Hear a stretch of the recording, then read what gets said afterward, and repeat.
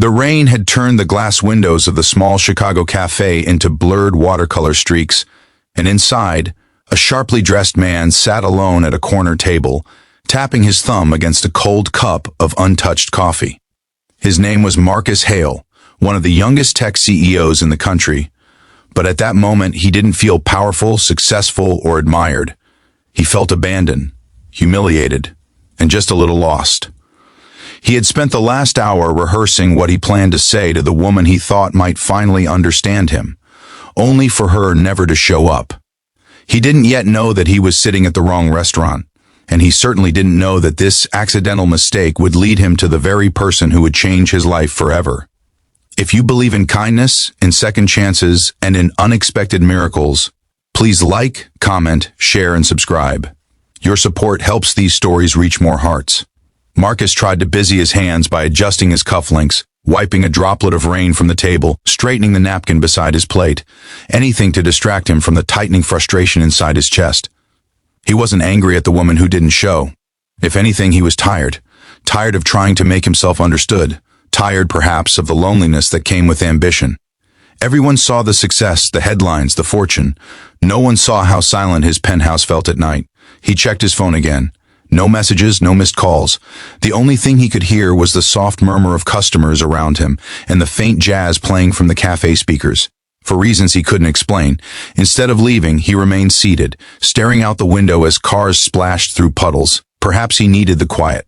Perhaps he didn't want to go home to 4 empty walls. Or perhaps God had placed him there for a reason he hadn't yet discovered. Across the cafe, a woman entered carrying a stack of graded papers pressed against her chest to shield them from the rain. Her name was Hannah Mercer, a middle school English teacher who had spent her day calming students before winter break, staying late to help the ones who struggled, and driving across the city to pick up supplies for her class. Her hair was slightly windblown, her sweater damp at the shoulders, and yet her expression held a gentle warmth that made people relax around her without knowing why. She looked around for an empty seat. There were none. The cafe was unusually crowded, filled with people escaping the sudden storm. When her eyes finally landed on Marcus's table, she hesitated. He looked far too important to approach, like someone who didn't appreciate disruptions. But he looked alone too, and exhausted. Despite her natural shyness, something nudged her forward.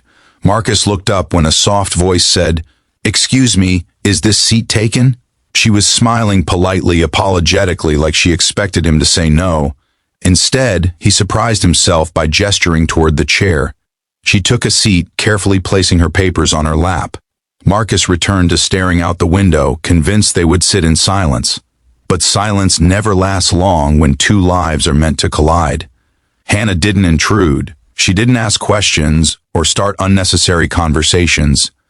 Instead, she simply existed beside him with a quiet, comforting presence he didn't know he needed. She took out a red pen and began marking essays, occasionally brushing her hair out of her face as she sighed at the creative chaos of her students' writing. Her gentle patience, her small smiles, the way she treated each student's work like it mattered, all of it pulled Marcus's attention toward her like gravity. He didn't realize his gaze had softened. He didn't realize his breathing had steadied. He didn't realize that, for the first time in months, he felt calm. Minutes turned into more, and eventually Hannah looked up, noticing his untouched coffee. Something about his expression made her speak. She didn't know he was a CEO. She didn't know he owned a multi-million-dollar company. She only saw a man sitting alone with disappointment resting heavily on his shoulders.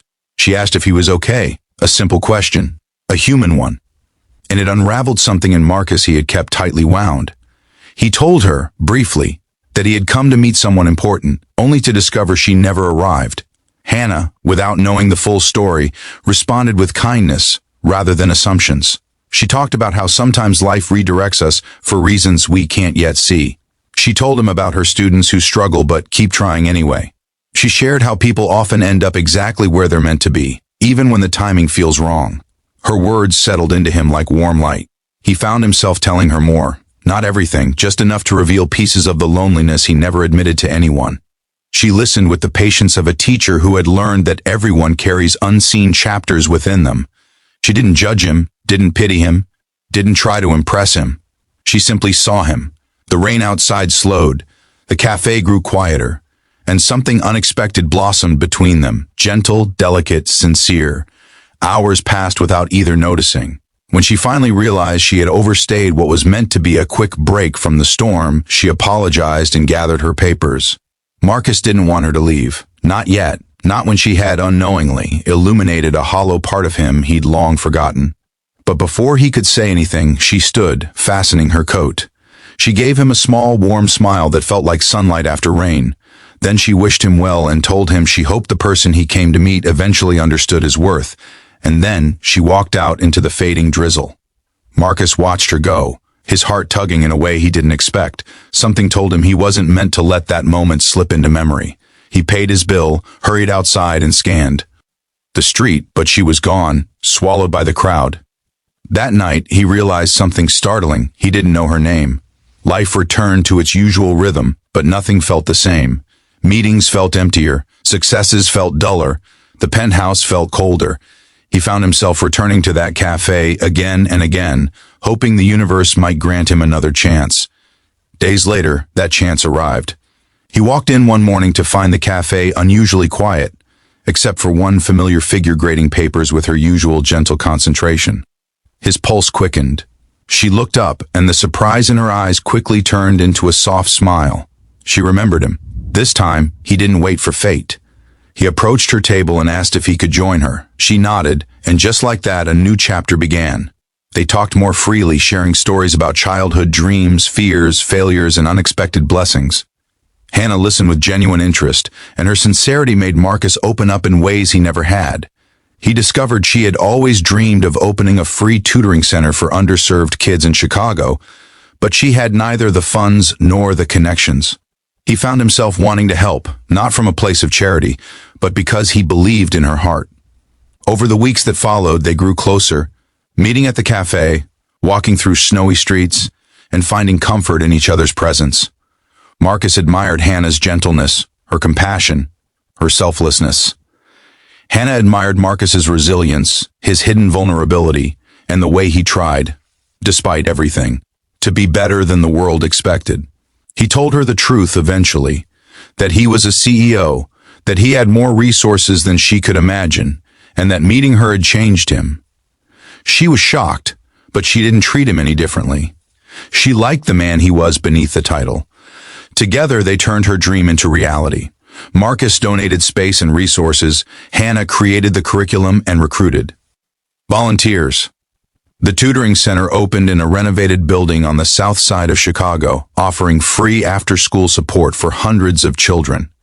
It became a place where futures were reshaped, where confidence bloomed, where kindness lived, and through it all, their bond deepened into something neither had expected but both had prayed for in quiet ways.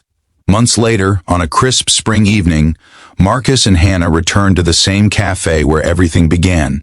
As they sat by the window with sunlight streaming through, Marcus took her hand and told her he finally understood why the woman never showed up that night.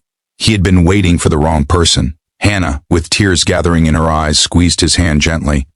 Some mistakes are actually blessings in disguise. If this story touched your heart, please like, share, comment, and subscribe. Your support helps us continue creating emotional stories that reach souls across the world. Special request: before the video ends, comment below. Sometimes the wrong turn leads to the right person.